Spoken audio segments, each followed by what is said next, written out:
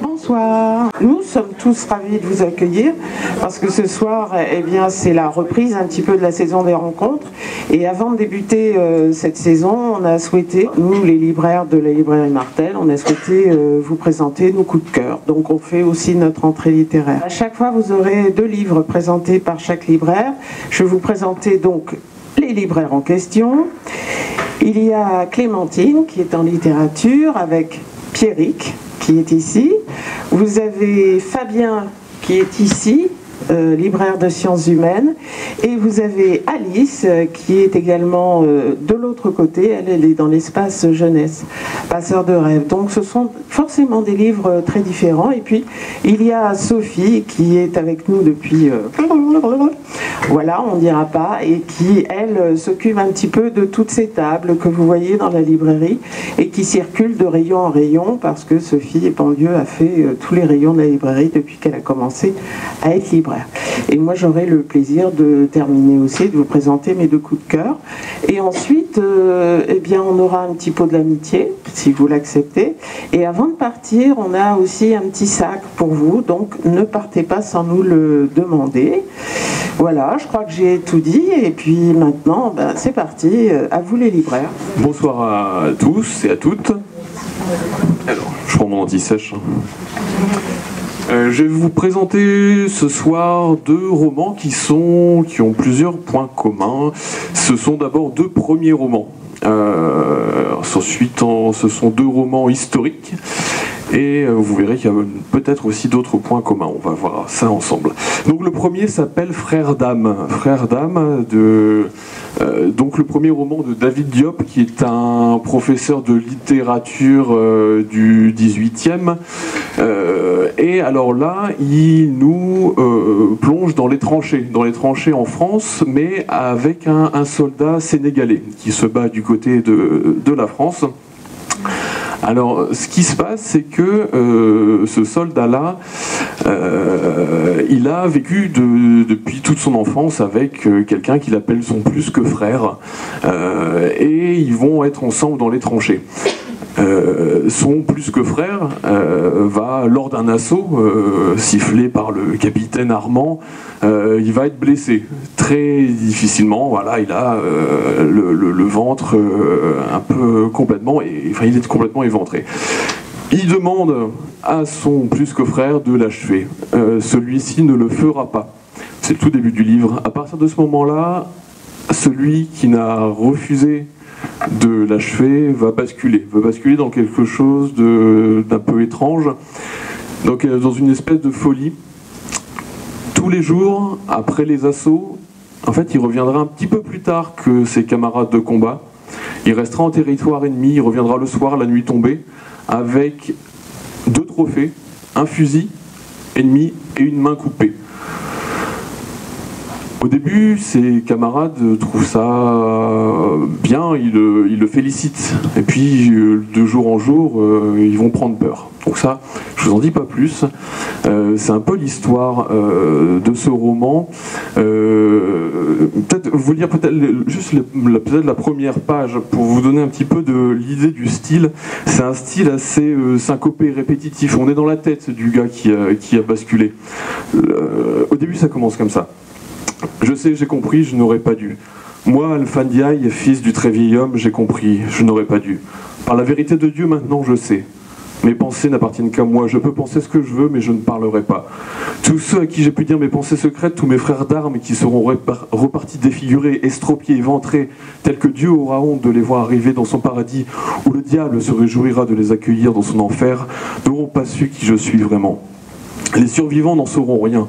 Mon vieux père n'en saura rien, et ma mère, si elle est toujours de ce monde, ne devinera pas. Le poids de la honte ne s'ajoutera pas à celui de ma mort. Ils ne s'imagineront pas ce que j'ai pensé, ce que j'ai fait, jusqu'où la guerre m'a conduit. Par la vérité de Dieu, l'honneur de la famille sera sauf l'honneur de façade. Je sais, j'ai compris, je n'aurais pas dû. Dans le monde d'avant, je n'aurais pas osé, mais dans le monde d'aujourd'hui, par la vérité de Dieu, je me suis permis l'impensable. Aucune voix ne s'est élevée dans ma tête pour me l'interdire. Je le sais maintenant, je te jure que j'ai tout compris quand j'ai pensé que je pouvais tout penser. En fait, là, il bascule, mais il y a eu quelque chose qui se passe aussi dans sa tête, c'est qu'il s'autorise à penser différemment que ceux qu'il a pensé jusqu'à maintenant. Je vous en dis pas plus, je vous laisserai découvrir Frères d'âme de David Diop. Je vais passer au deuxième bouquin. C'est pas le même ton, c'est toujours historique, c'est pas la même époque. Là, on est en 1381 en Angleterre. Alors, pour vous mettre un petit peu le contexte, quelques décennies auparavant, il y a une épidémie de peste partout en Europe. L'Angleterre est exsangue. Et là, il y a la guerre de 100 ans qui continue et qui demande beaucoup d'argent. Alors, la noblesse anglaise demande plus de taxes pour les paysans. Et puis les paysans, ils en ont marre, alors ils se révoltent. Ça s'est vraiment passé en 1381, on peut trouver ça dans les livres d'histoire, la révolte paysanne de cette époque-là. Et donc ils sont plusieurs milliers à vouloir, ils se rassemblent et ils vont aller voir le roi. Et alors le roi, on voit la couverture, là ici, on voit évidemment les fourches paysannes, mais aussi on voit le roi, on voit la petite couronne en bas, parce que le roi c'est un gamin, il a 14 ans, c'est Richard II. Et donc ils se disent, c'est pas vraiment, on va pas aller s'en prendre au roi, parce que d'abord c'est quand même l'envoyé de Dieu sur terre, donc on va pas s'en prendre, c'est un monde où la foi est très présente, hein, et donc on va pas s'en prendre à lui, mais on va lui dire que ses conseillers sont de mauvais conseillers, et on va les voir. Donc les paysans marchent sur Londres, et nous, dans le roman, on est vraiment dans ce mouvement social médiéval, on est dans la foule, et le ton du roman est très original, décalé. En fait, la langue, elle est chamboulée dans le tumulte de la révolte. Il y a de l'argot moderne et de l'argot ancien qui se mêlent. Il y a des anachronismes. Il y a la narratrice qui raconte des choses, qui donne son opinion sur telle ou telle chose. Vraiment, tout est chamboulé. On est vraiment dans un mouvement comme ça. Et surtout, on est dans un mouvement qui est vu par une femme, Johanna, la paysanne. Et elle se pose la question, elle, de savoir quelle est la place des femmes dans ce genre de milieu. Je vous laisse découvrir, mais alors il y a un petit hic, je vous avoue, on a eu un petit problème, j'en ai plus qu'un. Mais dans 2-3 jours, ça va se rétablir. Et voilà, bon, vous en saurez plus bientôt, mais c'est vraiment pas mal du tout. Moi, je vais commencer par le roman de Marion Muraille. Alors, je suis libraire jeunesse, mais ce n'est pas un roman de jeunesse. Ceci étant, Marion Muraille est une figure emblématique de la littérature de jeunesse. Ce serait même difficile de tout résumer en une fois. C'est quelqu'un qui a publié une 40aine de romans à l'école des loisirs. C'est quelqu'un qui est également présente chez Bayard, chez Albert Michel. Et avant sa carrière de littérature de jeunesse, elle a publié dans la presse féminine et elle a aussi écrit ses premiers romans en littérature générale. Énormément d'œuvres, mais jamais sur sa vie. Et c'est l'autobiographie de Marion Muraille. Ce n'est pas qu'une simple autobiographie. C'est surtout une recherche de la vérité et des souvenirs. Marion Muraille a la mémoire qui fuit. Elle n'a aucune mémoire. Elle déclare même que lorsqu'elle écrit un livre, elle l'oublie aussitôt après. Elle est incapable de restituer les souvenirs. Et ceci était un défi pour elle puisqu'elle devait aussi raconter l'histoire de sa famille. Et sa famille, ce qui est très intéressant, c'est que dans cette famille se transmet à chaque fois une boîte avec des photos, avec des lettres, avec des secrets et une histoire qui se répète tout le temps. Un schéma amoureux répétitif. Avec ménage à trois, avec questions de sexualité, homosexualité. On a beaucoup de questions dans ce livre de Marion Muraille. On a beaucoup de secrets révélés. On a des choses très intimes qui datent de la Première Guerre mondiale. On a la guerre, on a l'amour, on a la mort, on a beaucoup de choses. Marion Muraille a perdu sa mère et suite à ce décès, elle a même perdu ses cheveux. Ça a été un énorme traumatisme et c'est aussi une sorte d'exercice de thérapie. Marion Muraille a besoin d'exorciser, Marion Muraille raconte. C'est une très très bonne saga, une saga familiale et ce serait même un des meilleurs romans qui puisse être pour cette rentrée. Je vais poursuivre avec un roman jeunesse. Arlo Finch. Alors, il faut savoir que le service de presse n'avait pas cette tête. Il n'était pas aussi beau. Et en lisant la couverture et en m'intéressant un petit peu à l'auteur, j'ai vu que c'était le scénariste de Tim Burton. Je pense que ça parlera plus aux gens de notre âge que pour les plus jeunes d'ailleurs. Il m'est difficile de parler des noces funèbres ou de Frankenweenie à des jeunes enfants. Mais en tout cas, moi, ça a été ma jeunesse et il était pour moi important de voir ce qu'il avait à écrire. C'est son premier roman. Donc scénariste de Tim Burton, John August. Et je me demande d'ailleurs pourquoi ce n'est pas un scénario. Tout est très très visuel. On parle d'une ville des États-Unis extrêmement isolée, extrêmement reculée, avec comme seule civilisation un oncle extrêmement étrange, et de l'autre côté des bois. Des bois où on a eu une disparition de 2 jeunes enfants. Un seul a été retrouvé à des milliers de kilomètres au Canada. Et il y a donc cette petite fille disparue, que notre personnage Arlo Finch voit, et il est le seul à voir. D'ailleurs, il ne voit pas que ça, il voit des fantômes, il voit des créatures qui le poursuivent, il voit énormément de choses. Et c'est un livre qui traite de bien des sujets, et notamment l'absence. Il a un père qui a dû s'exiler en Chine parce que poursuivi par le FBI, et une mère qui, je cite, a pété les plombs en lançant une chaise contre la fenêtre de son travail. Voilà pourquoi, avec sa sœur et sa mère, ils sont dans cette espèce de solitude, dans cette espèce de ville où la seule chose qui le raccroche à quelque chose, c'est je vais le résumer comme ça, c'est chez les scouts, avec plein de bonnes valeurs, et ce garçon justement disparu et retrouvé quelque temps après, qui va peut-être lui faire comprendre qui lui il est et quel est son rôle dans cette histoire. Voilà. Alors, donc ce soir, je vais vous présenter 2 premiers romans également, comme Fabien. Donc, ce sont deux femmes. Je n'ai pas fait exprès en faisant ce choix, et ils traitent tous les deux du même sujet. C'est la violence faite aux femmes. Alors, les 2 romans sont complètement différents. Vous le verrez, je vais vous expliquer par le premier et le second. Donc, le premier choix était donc Inès Bayard, Le malheur du bas. Alors, le malheur du bas, pourquoi ? Le malheur du bas, comme on le sait tous, le bas, chez la femme, c'est au niveau du sexe, donc c'est-à-dire l'enfantement, la grossesse, tous les problèmes qui peuvent être heureux et malheureusement malheureux. Et là, ici, ce sera le malheur. En effet, donc, on va vous raconter donc l'histoire de Marie, qui est donc mariée, qui est en couple, un couple tout à fait ordinaire. Elle travaille dans une banque, son mari travaille également. Ils ont le souhait, comme toute famille, de pouvoir avoir un enfant, donc c'est dans leur projet familial. Et un soir, tout bascule. Marie se fait violer, et elle se fait violer par son directeur. Donc là, c'est un gros souci, parce que à qui en parler? Est-ce qu'elle doit en parler? Elle n'en parle pas.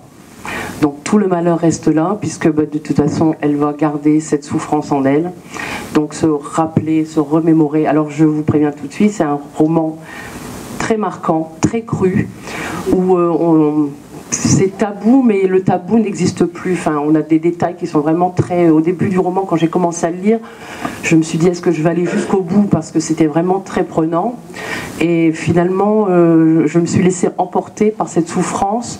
Et en se disant qu'effectivement, ça reflète un peu la société, que les femmes ont des fois peur de parler, gardent leur souffrance, et on arrive à un destin, à une fin un peu catastrophique, puisque c'est pas sans rappeler un peu le douce chanson de Leila Slimani, puisque ça commence exactement pareil. Donc pour ceux qui l'ont, chanson douce, pardon, pour ceux qui l'ont lu, ils verront que voilà, on commence vraiment par vraiment, c'est très funèbre.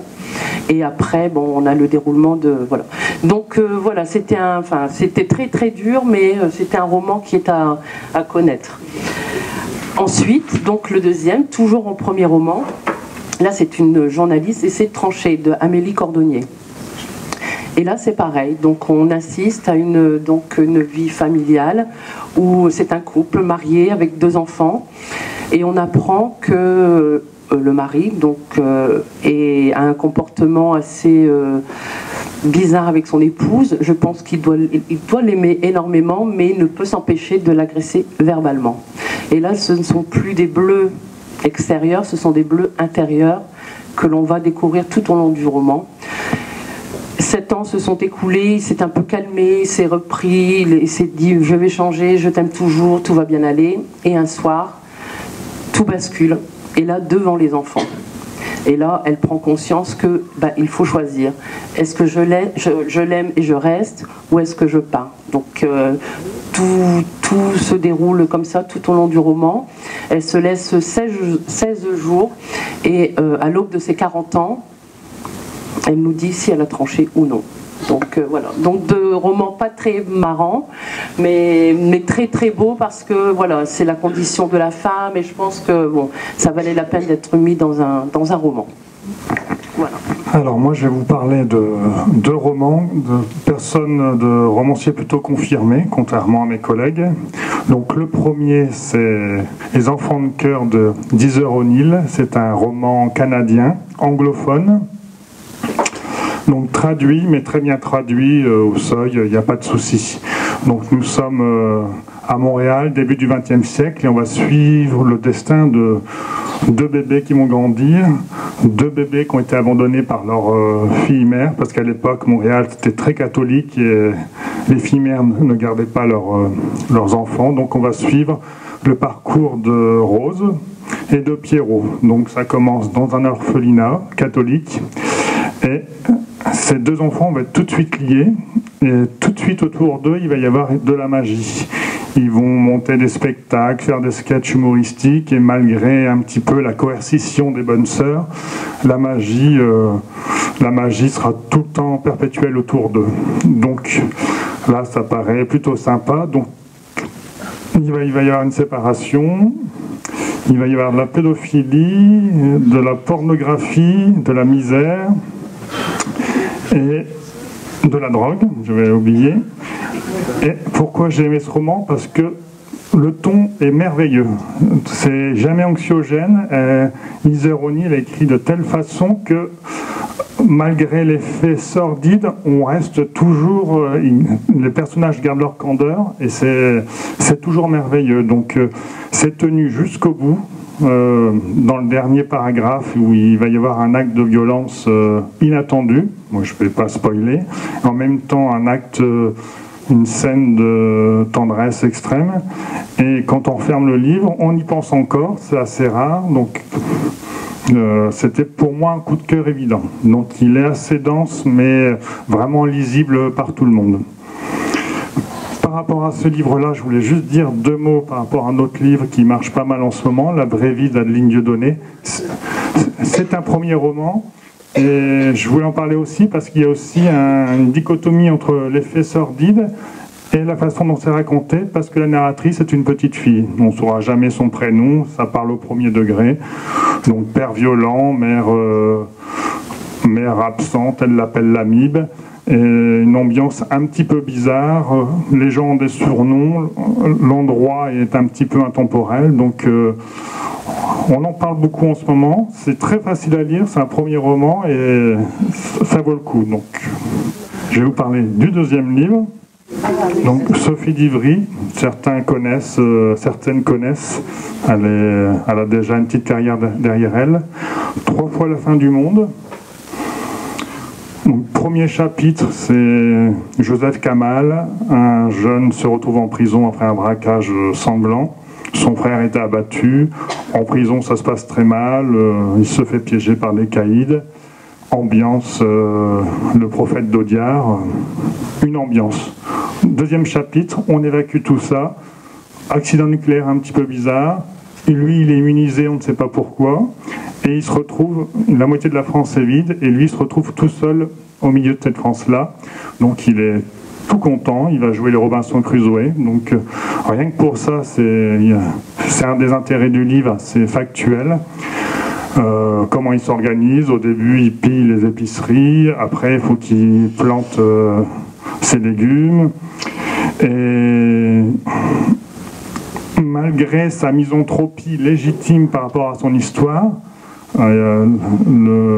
l'importance de son roman, c'est l'évolution psychologique. C'est de temps en temps, il va être très très content d'être tout seul, il aura des épiphanies dans la nature, au milieu des feuilles mortes, et de temps en temps, il a vraiment des crises existentielles par rapport à sa solitude, et c'est très très très bien fait.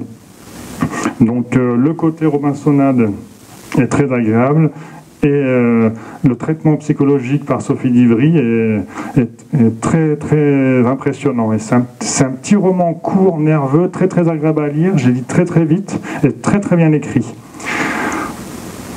Je vais faire comme l'autre, je vais le relier à un autre livre qui n'est pas une nouveauté. C'est un classique des années 50. Quand j'ai lu 3 fois la fin du monde, j'ai tout de suite pensé à ce livre-là. Effectivement, j'ai vu sur YouTube qu'elle y faisait référence. C'est la même chose, à part que c'est les années 50. C'est une femme. Et à l'époque, on était plus proche de la nature, donc il y a plus de techniques. Elle est pratiquement ingénieure à Grenoble. Agronome, pardon. Les chats sont importants dans l'équilibre psychologique dans les 2 livres. Si ça peut faire vendre, c'est important. Et dernière chose, ils se concluent tous les deux de manière très différente par rapport à la solitude. Ce sont 2 fins ouvertes, mais la psyché des 2 personnages sont diamétralement opposés. Donc ça vaut le coup de lire les 2. Et c'est un livre que je mets souvent en vente à l'aveugle. Donc on l'a toujours en magasin. Le titre ? Pourquoi ? Le mur invisible d'Ao Chauffeur. Donc moi je vais vous présenter 2 livres comme tout le monde. Le premier c'est le manuel de survie à l'usage des jeunes filles publié chez Métellier. C'est un premier roman d'un Écossais qui s'appelle Mike Kitson et qui nous conte la vie de 2 jeunes filles, 2 jeunes sœurs qu'on rencontre quand elles sortent du bus. Elles ont fui leur maison, elles ont fugué. La plus grande, Sal, a 13 ans. C'est elle qui a tout organisé. C'est le cerveau de l'histoire. Pendant 1 an, elle se prépare. Elle est d'une intelligence folle. Elle lit des guides de survie. Elle apprend à chasser, à reconnaître les baies qu'on peut manger, celles qu'on ne peut pas manger. Elle apprend à lire une carte, à lire une boussole. Elle choisit le jour où il faut s'enfuir, la ligne de bus, l'endroit parfait pour ne pas se faire trouver par les randonneurs dans les Highlands, la planque idéale, comment construire un abri, faire du feu. Et elle est accompagnée de sa petite sœur qui a une dizaine d'années, qui s'appelle Peppa, qui elle est pétillante, elle adore courir après les lapins, elle dit plein de gros mots, elle trouve ça trop fun. Elle est vraiment très rafraîchissante et elles ont fui parce que un certain nombre de choses les menacent chez elles. Donc elles s'en vont parce que Peppa est menacée et Sal, qui voit un amour inconditionnel pour sa sœur, ne veut surtout pas que sa sœur soit mise en danger et elle ne veut surtout pas être séparée. Donc elles partent dans la forêt et donc dans tout le livre on va alterner un passage entre leur vie dans la forêt, comment elles vont survivre, est-ce qu'elles vont survivre, est-ce que ça va réellement marcher, est-ce que toutes ces préparations, elles n'ont que 10 et 13 ans, ce sont des enfants, est-ce qu'elles vont réussir à s'adapter. On les suit pendant plusieurs mois et c'est un roman sur l'adolescence, sur l'amour. On grandit avec elles. Elles passent certaines étapes importantes de leur vie de jeune fille avec nous. Leur lien est absolument magnifique et elles 2 portent absolument toute l'histoire et en font toute la beauté. Si ça vous parle un peu, Dans la forêt de Jean Eglund, c'est un gros coup de cœur de Pierrick. C'est un peu semblable en fait. Ce livre est à la croisée. Donc entre celui-ci, c'était pareil, 2 jeunes filles dans la forêt qui avaient 17-18 ans, mais dans un monde un peu plus apocalypse, je crois. Et My Absolute Darling, en beaucoup moins trash. Pour ceux qui l'avaient lu, moi je l'avais adoré. C'est à la croisée de ces 2 ouvrages. Le second, d'une auteure confirmée, Nancy Huston, canadienne, Lèvres de pierre. Elle revient avec un nouveau roman où elle va croiser encore une fois le destin de 2 personnes. Une des 2 personnes, ça va être Dorit. C'est son alter ego littéraire, c'est elle, c'est une autobiographie. Dorit, celle de ses années jeunesse où c'était une jeune fille tourmentée quand elle s'engageait, quand elle a découvert la sexualité, ce genre de choses. Elle va croiser donc son destin d'une jeune fille de 15 jusque dans sa trentaine à celui de Saloth Sar. Alors ça vous dit pas grand chose visiblement, c'est Pol Pot. Elle va croiser son enfance à celle de Pol Pot en se disant que au final, au tout début, il n'y avait pas grand chose qui les différenciait. De 2 jeunes enfants avec des familles un peu compliquées, beaucoup de déménagements, des cauchemars, des difficultés à l'école. Et elle va étudier ces deux destins. Donc voilà, pour Saha Lotsahr, elle commence dès son plus jeune âge, quand il a 4 ans, jusqu'à ce qu'il devienne Pol Pot en fait. Elle s'intéresse vraiment qu'à la période Saha Lotsahr et non pas Pol Pot, en nous faisant découvrir le Cambodge. Elle explique sa démarche dans un long prologue qui fait quand même une 15aine de pages. Sa démarche, son amour du Cambodge, dont je vais vous lire un passage, le tout début en fait. Le Cambodge, je n'y étais allée qu'une fois, début 2018. J'y avais tenu un journal. En général, quand je pars à la découverte d'un pays très étranger, je me fais accompagner par ces romanciers. Or, pour des raisons qu'à l'époque je ne comprenais pas encore, il n'y a pas de roman cambodgien. Bien que voyageant en couple, j'ai vécu ce périple dans un drôle de silence et une drôle de solitude. J'étais aux aguets, hyper attentive aux traces du génocide Khmer Rouge. Dès le 2e jour, entrant dans une librairie d'occasion dans la vieille ville de Siem Reap, j'ai acheté le livre du photographe irlandais Nick Dunlop et je me suis mise à le lire de façon obsessionnelle. Le lendemain, j'ai fait des photos d'un groupe de musiciens jouant assis par terre dans une ruelle étroite. Alignés tout près, côte à côte, leurs jambes de bois attendaient qu'ils viennent les reprendre à la fin du concert. Tous ces hommes avaient été blessés par des mines antipersonnelles. Tous avaient dû être amputés, à l'exception du joueur de vielle, dont l'archet dirigeait l'ensemble qui, lui, était aveugle. À Angkor, la jeune femme en uniforme qui vérifiait nos billets à l'entrée des temples nous a remis des flyers pour un concert d'orchestre de mutilés dont les bénéfices iraient aux enfants du génocide. Jour après jour, mon mari s'étonnait. Comment un peuple aussi calme et souriant a-t-il pu perpétrer le pire autogénocide de l'histoire humaine? Moi aussi, j'étais déroutée par la courtoisie des Khmers et leur douceur extrême. Je ne savais pas encore que mine doucereuse et génocide pouvaient traduire un même détachement, que le légendaire sourire des Khmers, tout comme le mien, était souvent un masque, servant non à projeter, mais à protéger l'intimité de qui le porte. Tout le livre se déroule dans cette ambiance-là. Elle utilise des procédés littéraires tout à fait différents quand elle parle de Saha Lotsahr ou quand elle parle de Dorit. Et le 3e réel personnage, c'est le Cambodge, tout simplement, qu'on apprend à connaître ou à découvrir.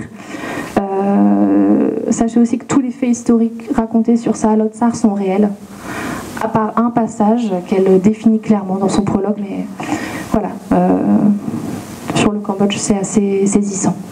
Moi, je vais avoir l'honneur de conclure avec un roman d'un auteur confirmé et un premier roman, parce que décidément, on met les premiers romans à l'honneur ce soir. Alors, Adrien Bosc, Capitaine, c'est chez Stock. Adrien Bosc, vous vous en souvenez peut-être parce qu'il a reçu, c'était en 2014, avec Constellation, le Grand Prix du roman de l'Académie française. C'est un jeune homme, hein, il est tout jeune homme, il a 32 ans actuellement, donc c'est vraiment un doué de la littérature. Et là, il nous emmène en 1941. On est à Marseille.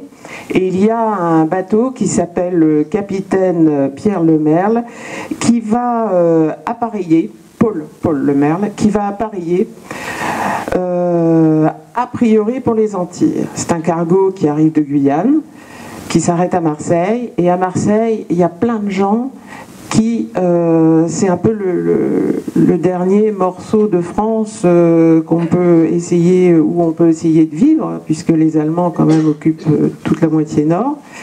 Et même là, avec les accords qui ont été passés avec Pétain, eh bien, il y a des contrôles. Donc c'est extrêmement compliqué. Et parmi les 250 personnes qui vont embarquer sur ce capitaine Paul Le Merle, il y a André Breton, sa femme, sa fille, il y aura Claude Lévi-Strauss, il y aura également Anna Segers avec ses enfants, et puis il y a aussi des gens qu'on ne connaît pas, des anonymes, et il y a aussi des réfugiés républicains espagnols.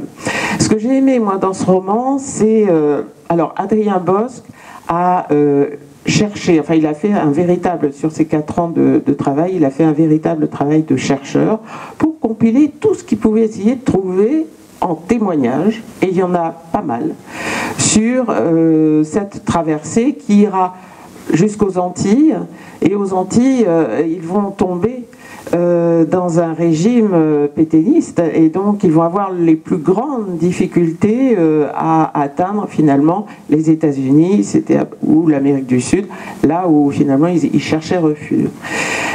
Donc tout ça nous est décrit aussi la vie à bord du bateau, où bien que ce soit, parce que ils sont 250, mais à la hâte, on a mis 150 lits à tout casser. Donc jusque dans la cale du bateau, il va y avoir des passagers. Et ce sont des passagers qui ne sont pas forcément très bien traités par le capitaine du bateau et son équipage, parce que le capitaine est lui-même pétainiste également.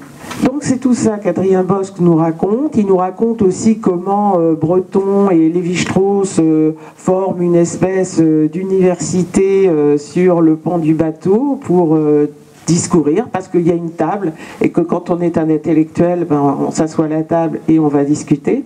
Il n'y a que 2 photos qui existent sur ce bateau, et elles sont sur la bande du livre.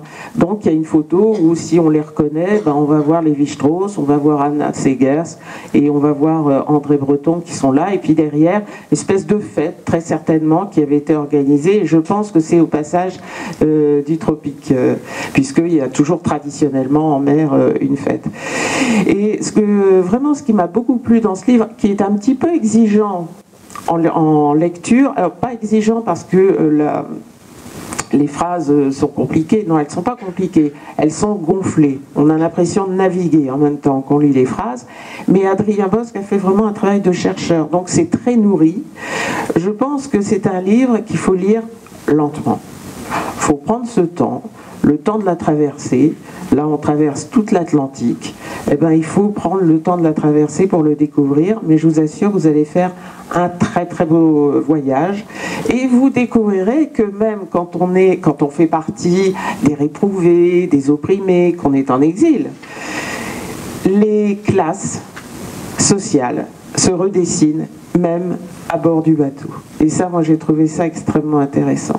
Vous découvrirez aussi comment, la rencontre entre Aimé Césaire et André Breton qui se passe donc aux Antilles. Il y a plein de petites choses de réflexion sur la création d'une œuvre, sur la grandeur ou la bassesse de l'âme humaine, qu'on soit intellectuel ou pas. Voilà, donc moi j'avais beaucoup aimé Constellation, donc je me suis dit tiens, je vais regarder ce que fait Adrien Bosc. Alors moi j'ai lu des critiques qui ont dit que c'était un peu long, c'était un peu fourni, et oui, parce qu'il y a matière à raconter. S'il n'y a que 2 photos qui sont témoignages de l'époque, il y a énormément de documents, de carnets, et il y a aussi, parmi les passagers complètement inconnus, il y avait le père d'Olivier Assayas, le metteur en scène. Voilà. Donc il y a des sources très très différentes, ce qui fait la richesse de ce livre. L'autre livre, alors celui-là c'est vraiment mon coup de cœur, mais je suis très très subjective, puisque c'est Mourir n'est pas de mise, et c'est aux éditions Autrement, de David Henbel. David Henbel, il est lillois, il est historien de l'art, il est également historien de la musique. Ses publications principales, qui étaient des publications de recherche, tournaient autour de la musique du XVIIIe, et par exemple il a trouvé une documentation tout à fait inédite sur le séjour versaillais des Mozart au XVIIIe. Et là, il bascule avec un premier roman. Alors, Mourir n'est pas de mise. On va aux Marquises, bien sûr.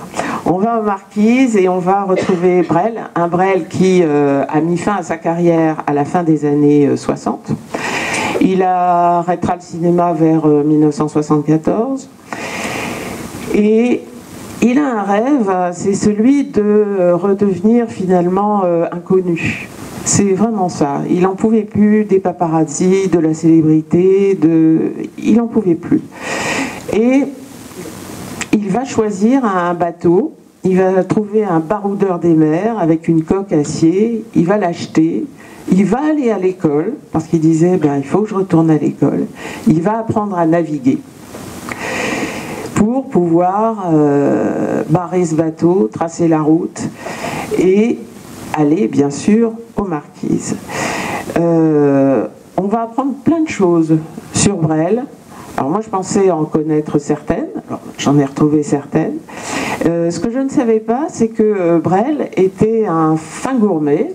Ça on s'en doutait, puisque quand on a comme ami Lino Ventura et Pierre Perret et d'autres, mais que c'était aussi un fin cuisinier. Et il cuisinait pour ses amis de la gastronomie. Ça on l'apprend, enfin moi je l'ai appris dans ce livre-là. Ce que j'ai appris aussi, c'est la tendresse qu'a eu Brel pour ses marquises. Une fois qu'il a trouvé son île, une fois qu'il a trouvé les marquisiens, il s'est senti finalement chez lui. Il y a une réflexion dans le livre où il parle de son enfance à Madly, qui était sa compagne, avec qui finalement il était parti, et où il dit que son enfance, c'était un ciel bas, gris, et beaucoup de tristesse. Et là, avec les marquisiens qui ne le connaissaient pas du tout, ils ne savaient pas qui c'était, il retrouve une certaine joie de vivre, une certaine innocence. En toile de fond, bien sûr, il y a la maladie qui est là, donc on voit les allers et retours. Et puis il y a la construction de cet album, le dernier, qu'il ira enregistrer et il mourra peu de temps après. Ce qui m'a particulièrement touchée dans ce livre, alors David Endel, il est musicologue, c'est un historien de la musique, il est musicologue, il a la musique dans la tête. Et quand on lit ce livre, on a la musique des Marquises dans la tête. Et ça, moi, ça m'a fait rêver, parce que c'est un endroit que je voudrais découvrir, parce que je suis une adoratrice de Brel, mais aussi parce que quand on entend cette chanson, il y a une espèce de temps suspendu, et ce temps suspendu, on le retrouve dans la lecture. Et je vais vous lire juste un tout petit morceau. Alors Brel a traversé, il arrive aux Marquises, et il avait fait une poste restante, donc il va à la poste. Brel déclara: « Bonjour, je suis Jacques Brel, il doit y avoir du courrier pour moi en poste restante. » Le préposé se tourna vers un des casiers en s'adressant à lui. « En effet, j'ai pas mal de courrier pour vous. En général, je le garde assez longtemps avec la traversée du Pacifique. Avez-vous une pièce d'identité ?» Brel, incrédule, regarda Madly. Le préposé continua: « Cela est nécessaire, monsieur, il me faut une carte d'identité ou un passeport. Il n'est pas possible de remettre du courrier autrement. » Brel tendit sa carte d'identité avec la meilleure grâce du monde, puis se tourna de nouveau vers Madly avec un très large sourire, et il ajouta, en lui serrant légèrement le bras: « Doudou, tu te rends compte ?» En redescendant, ils s'arrêtèrent un moment pour contempler la lumière unique, un peu mélancolique, qui irradiait l'immense baie. Lascoï et les autres voiliers paraissaient minuscules comme perdus. Brel entoura les épaules de Madly. L'air était chargé de parfums inconnus et entêtants. Il se répétait la conversation qu'il venait d'avoir au bureau de poste. C'était donc bien vrai. Personne ici ne semblait le connaître. Et ça, pour lui, c'était le paradis. Vraiment à découvrir, ça se lit très vite. 1 heure de train, il y a des gens qui font l'aller-retour en train à Paris. Mais c'est vraiment, et moi je le relirai avec plaisir, et certainement en plus en écoutant les Marquises. Voilà, c'est la fin de cette rencontre. Je vous souhaite une excellente soirée et je remercie tous les libraires d'avoir participé. Merci beaucoup.